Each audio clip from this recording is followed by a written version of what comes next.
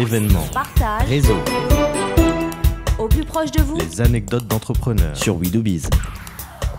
Vous êtes sur We Do Biz, ici Thomas Benzazon depuis la Pépinière 27 où nous retrouvons Pierre Gattaz, président du MEDEF. Bonjour. Bonjour. Pierre Gattaz, vous êtes venu parler aux start-upers aujourd'hui de votre opération 1 million d'emplois. C'est possible, donc ça y est, là c'est parti. Écoutez, 1 million d'emplois, c'est tout simplement le fait que nous y croyons. La France est un grand pays.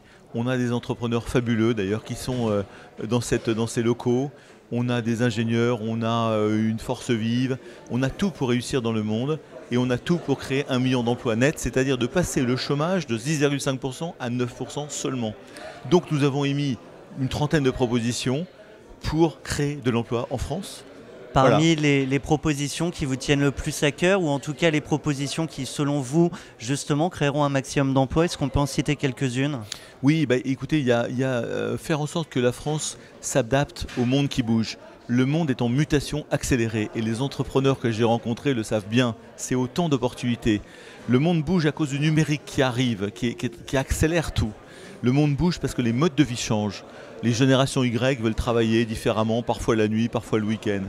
Et les mondes bougent parce que nous sommes en compétition mondiale avec 150 pays.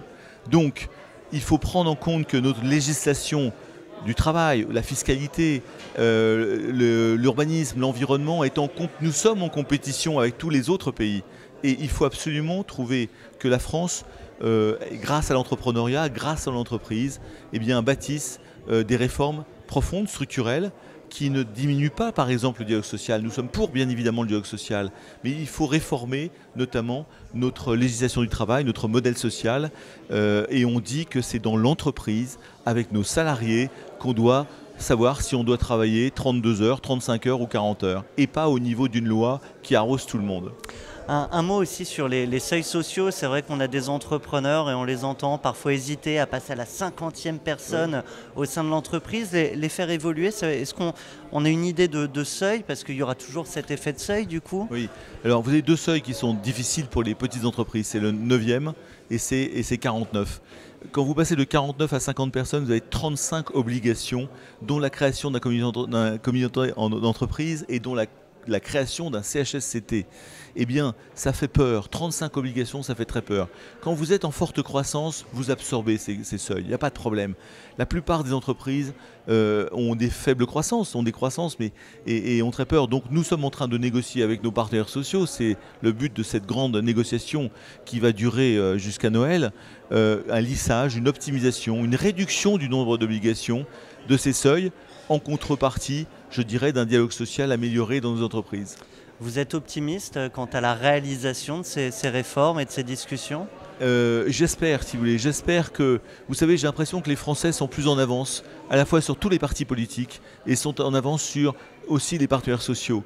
Et j'espère, si vous voulez, que la compréhension de ce monde qui bouge, cette importance de la flexisécurité, cette reconnaissance de l'entrepreneuriat, de l'entreprise, de la prise de risque, de l'agilité qu'il faut mettre dans nos entreprises, tout ça j'espère que nos partenaires sociaux comprendront qu'il faut inventer ce nouveau modèle économique et social et que cette grosse négociation nous permettra de montrer que nous avons collectivement compris.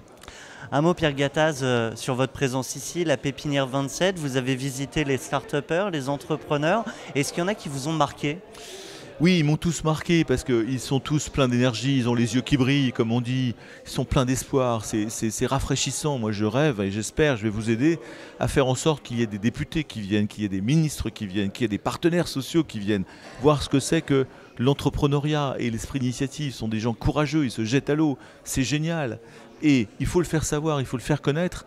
Donc moi je suis ravi, en plus c'est René Sylvestre qui est le créateur de l'étudiant, qui a créé cette start-up. C'est une start-up, c'est l'une des seules ou la seule pépinière privée de toute la France.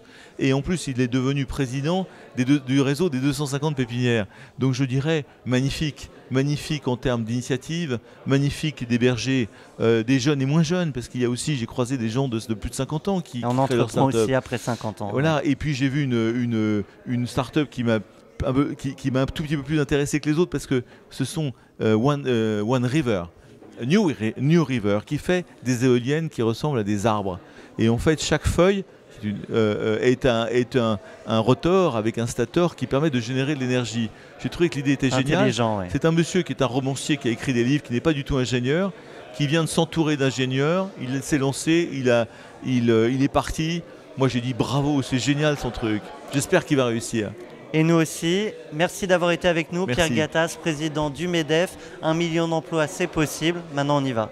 Absolument, merci beaucoup.